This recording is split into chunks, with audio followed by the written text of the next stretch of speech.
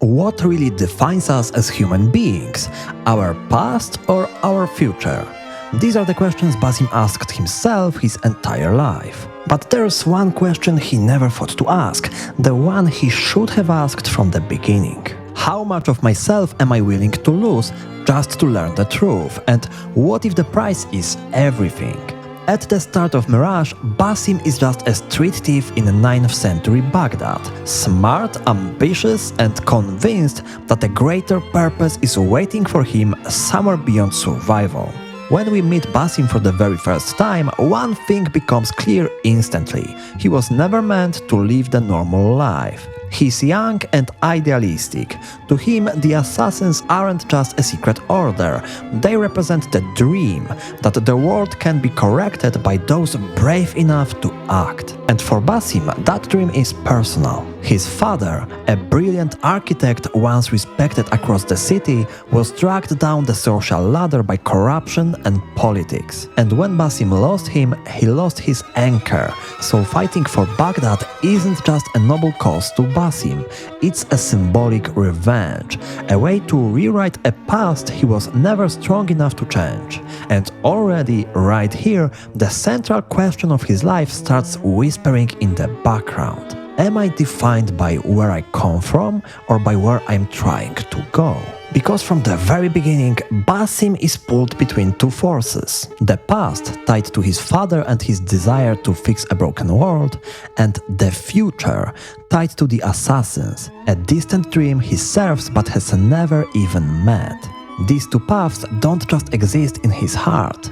They take the form of two relationships, each representing a different destiny. The first is Nehal. She is Basim's childhood friend and the last living connection to the life he had before dreams of becoming an assassin ever took root. And calling this relationship unhealthy is putting it gently. She's controlling, dominant, openly hostile toward the very idea of Basim joining the Hidden Ones, or even doing small jobs for them, because she doesn't benefit from it. She mocks his idealism, gaslights him with the confidence of someone who believes she's the only voice he should listen to.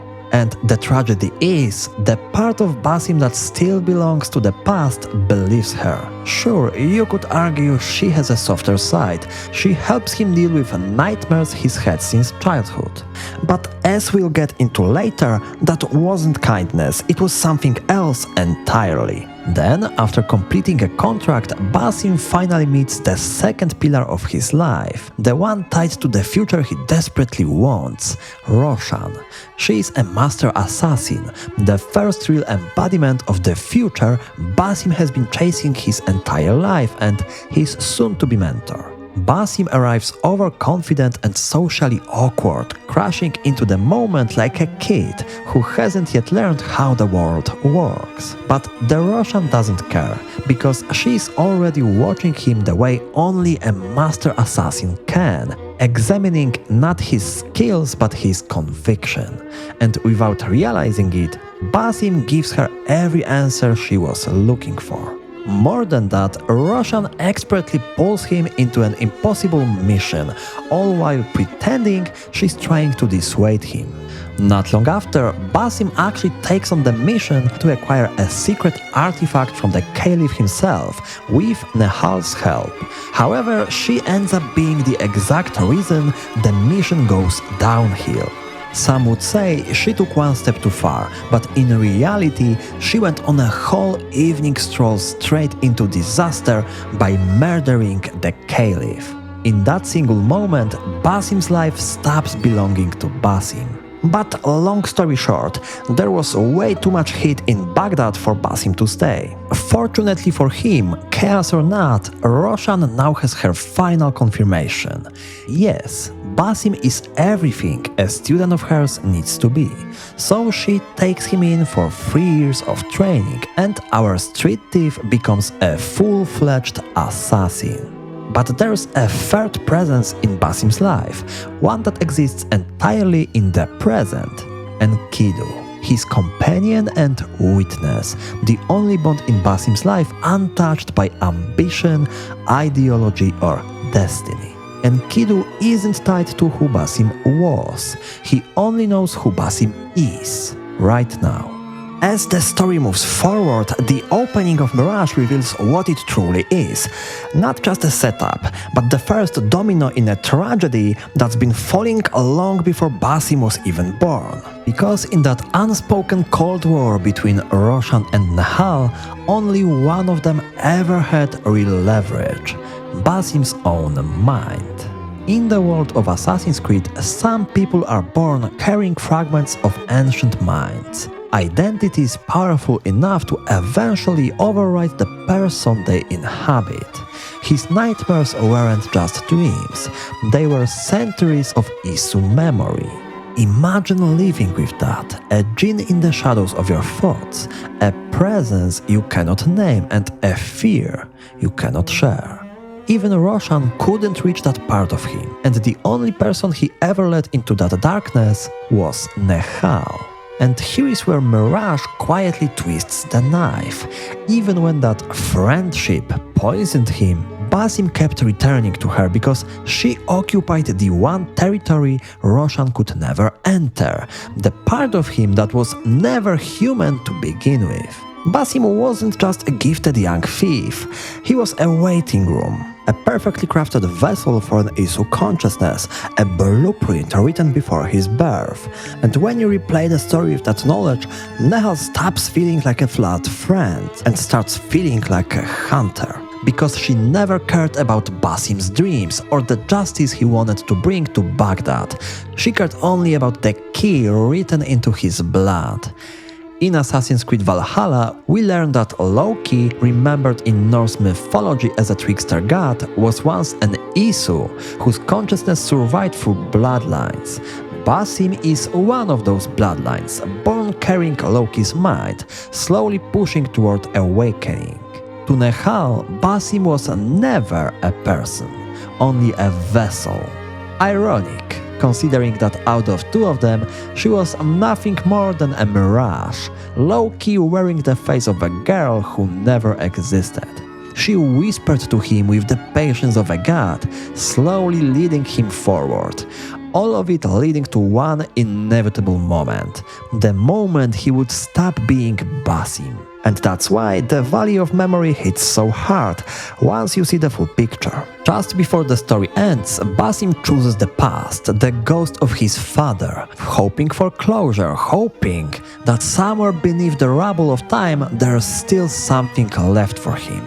But all he finds is a man he barely recognizes, drifting into dementia, speaking of his son as if he were still a child, unable to realize that the man standing before him is that son. It's like fate itself leans in and tells him, there's nothing for you back here. The past does not want you.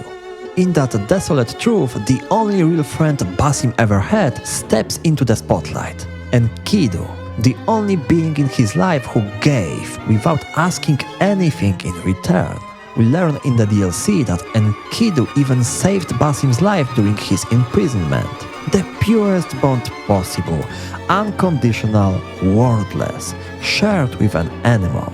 After accepting that his father is truly gone, Basim returns to Baghdad. On his final mission sent to eliminate the Order's leader, something unexpected happens. Instead of fighting him, she speaks to him. She tells him the truth Roshan never did. That he is more than human, that his visions are not madness, that beneath the assassin's stronghold known as Alamut, answers await. For the first time, the enemy treats Basim not as a weapon, but as a question. And then Roshan intervenes. Before anyone can speak again, the woman is dead. In that moment, Basim understands that Roshan has been keeping something from him, not out of cruelty, but out of fear. And unfortunately, she meets his questions with threats instead of answers. Their paths split there, not because Basim stops trusting the Creed, but because his mentor fails to trust him. And so, Basim returns to the only voice that ever spoke to the part of him no one else could reach. He goes back to Nehal. By the time Basim reaches Alamut, the failure is no longer personal, it's systemic. Attacked on all sides, the assassins come to believe knowledge can be controlled, contained and weaponized. Their leader, driven by curiosity and ambition, mirrors the very instincts of the order they claim to oppose. Roshan was the last true assassin among them, but she was never taught how to be a mentor. And when Basim finally enters the vault beneath Alamut, Roshan is waiting for him there. But the war she's fighting is already over, even before Basim disarms her. And only then does the truth come out. Alamut isn't just a fortress. Long before the assassins ever claimed it, this place served a very different purpose.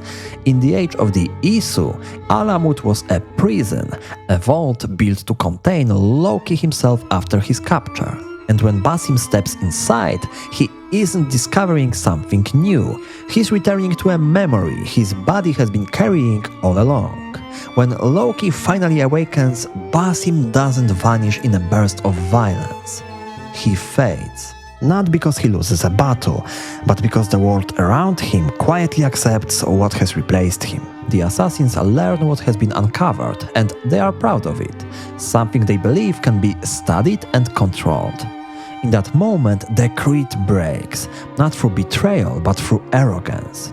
Roshan sees it immediately. The assassins are no longer guarding the truth, they are claiming it. And in doing so, they become indistinguishable from the order they swore to oppose. So Roshan leaves, not in defeat or anger, but because she refuses to stand beneath a banner that no longer means what it once did. And when Loki finally walks out of that place, he doesn't remember the man he replaced. Basim doesn't die, he's overwritten. And here is the part that hurts most. No one is left to mourn him. Not his father, not Roshan, not even Enkidu, the only true companion he ever had. In the final scene, Enkidu can no longer recognize him. The bird still responds to his voice when he calls, but it doesn't recognize the man behind it. Because in the end, Loki won, but only we remember the man who fought him.